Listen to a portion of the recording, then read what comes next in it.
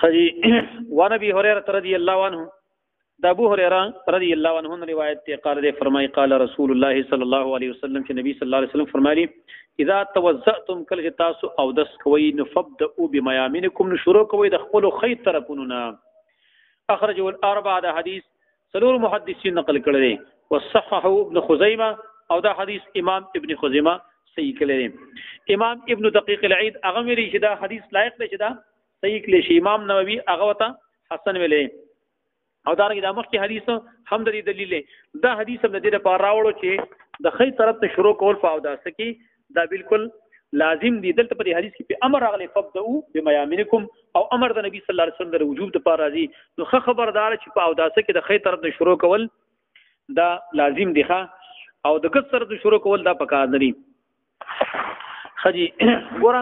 خدا په هغه اندامونو کې چې هغه دوه جانب لري کنه یو د سره چې اندام دوه جانب نه لري یو اندام دی مثال په تور باندې مخ ته چې مخ د لحاظه د مخ په منظر د یو اندام دغه کنه عضو ده یو اندام دی لہذا بری کې راځي چې ته وبراله لاول به د مخ د خی سایډ وینځي به د بلاننګي سی وینځي نه د غوډ یو ځل شي وجه دار چې یو اندام دی لیکن کم اندام چې دغه سره بل جانب مشتنه پای کې به خیر نه به شروع کې د کلاسونو شخ پیښ وي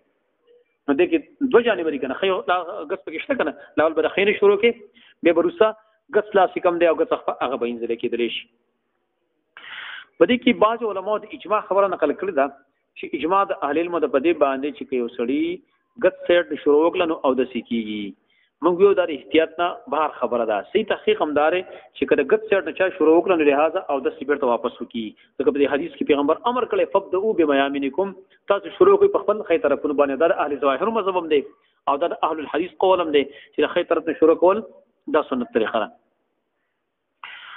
وعن المغيرة بن شعبة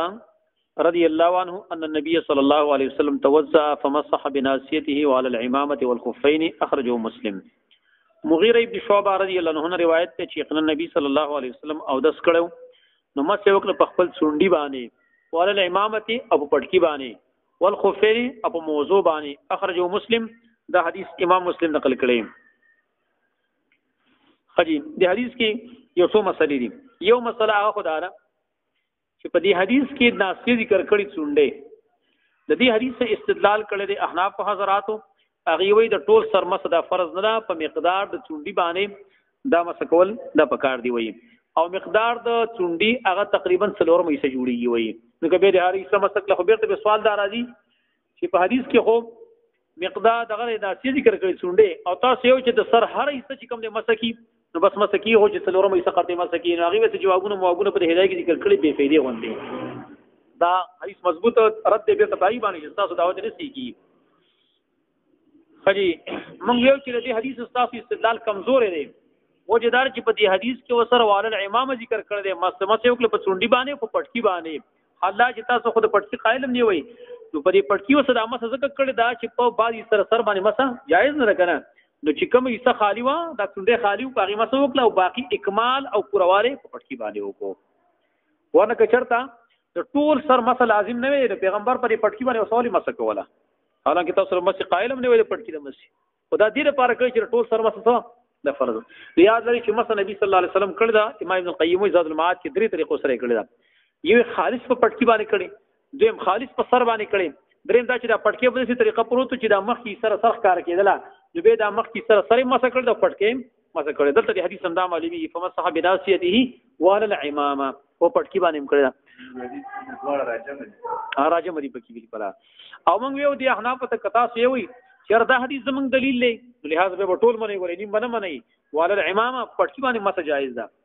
بل مسله په دې حدیث کې هغه دار چې په پټکی باندې مسه کول دا جایز دي په پټکی باندې مسه کول دي بار کې دوه راي دي جمهور اهل المرای دار امام شافعي امام مالک امام ابو حنیفه رحمۃ اللہ چې پټکی باندې مسه کول جایز دي دا اکثر علماء دا قول ورکړي اې د اشکال دا پیښ شوی دی چې چون کې په قران کې وم صحو بروسکم راغلي دي نو تفسیر ذکر دی او دا حدیث کې وای عامه راغلي لہذا وای د قران ظاهر منګر دی حدیث په وجبانی نشو پرې خولې او یو روایت په دې باب کې پیش کړل دی جابر ابن عبد الله رضی الله عنه ابو داود کې نقل لري اور ابن ماجه کې نقل لري چې هغه نبی صلی الله علیه وسلم ماولید چې هغه او داس کاو نو چې کله مسله راغی نو فادخل راسه تحت العمامه داخلي خپل فادخل يده تحت الماء داخلي ک خپل لاس لاندې پټکینه او سیمه سي وکړه خو هغه روایت سره ضعیف روایت دی په التنبيه على مشکلات الهدايه کې په خپل باندې ابن ابي العز پای باندې کلام کړی دی چې بلې کې مجهول راوی دی لہذا روایت کمزور دی او هر چی دیم قول بری کې راغلی امام احمد ابن حنبل رحمه الله لري هغه فرمای چې مسح په پټکی باندې سره دا جایز ده او په دې باب کې ډېر څه دلایل دي په خپل باندې کې ما یو روایتونو راجم کول تقریبا 14 احادیث او آثار د صحابه کرامو کې مراجعه وکړه 14 آثار د احادیث مرفوعه او دانګي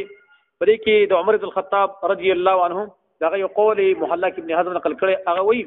چې کوم سړی دا نظر لري چې پټکی باندې زمامه سم دا ما پاک نه کیو زما او د سپونه شو وتا دی الله پاک نه کیږي سری بلوي خیری وته کړی نو امام ابن القیم رحمه الله بیا په اعلام الموقعین کې دا مثال ذکر کړی دی دا مقلدین د پاره چې غي ظاهر د حدیث کوم دی غیرت کړی دی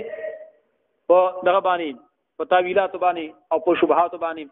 حجر جمهور علماء دا قول چې قرآن کې ومسو بیروسی کوم راغلی دی نو دغه د وجه نه موږ په دې حدیثونو عمل نشو کولای نو دا اعتراض په تاسو باندې په دې مثل خفین کې راځي کنه الته وارجو لكم ذکر کړی چې په سپی تاسوین دی نو پرې موضوع چې تاسو مسه کوي دا ولې کوي کته تاسو چې پای کې حدیث راغلی پدې کې حدیث راغلی فما هو جوابکم فهو جوابنا د پای کې حدیث راغلی خو پدې کوم راغلی کنه لہذا ډېر شي احادیث په دې باب کې شته مستقل کتابونه په دې باندې لیکل شوی دي نو په پټکی باندې مسه کول سری دا جایز دي البته دې لپاره شرایط شته او کنه شته نو په حدیث کې دا شرایط نه دي ذکر شوی البته باج علماء ور شرایط ذکر کړي شرایط دا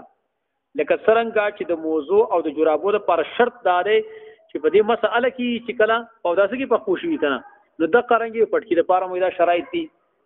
نو کدا قیاسن وی جوړه راخدا لیکن په حدیث کې ولر شرایط نشته دي دیم شرط وردا ویل چې دا هغه پټکی دی چې کم پټکی محنک او محنک معنی د شي دی غاړه تبار ته ولې شي حنک غاړه ته ولا غي چې پټ ودا کړی و مخکې به خلکو څه کوله کنه پټکی به ونه به به غاړه نه واړه وستې چې نه دی استل ګرانو لہذا په دغه پټکی باندې مڅ کېدل شي عمامه محنکه لیکن دا قول کمزور ذکر چې نبی صلی الله علیه وسلم د پټکی تذکرہ چې په حدیث کراغله نو پای کې دا کراغله چې پیغمبر پټکی والے نو داغه دوه شاملې شاته پرې ول باندې پرتی وي محنک هغه عام طور باندې ټیک محنک باندې استعمال دل کلا لیکن پیغمبر دا پټکی استعمال کړي چې بغیر محنک مان غاړه اپټ نه وشا پیر کړي نو که محنک یو غیر محنک وی لہذا دا غی باندې مس کېدلې شي په پټکی باندې مس کول بالکل دا جایز دی حاله سنت طریقه دا او دا د موضوع مس اغم جایز دا غي مسله روسي ان شاء الله روانه دا غي شرایط او دا غي احکام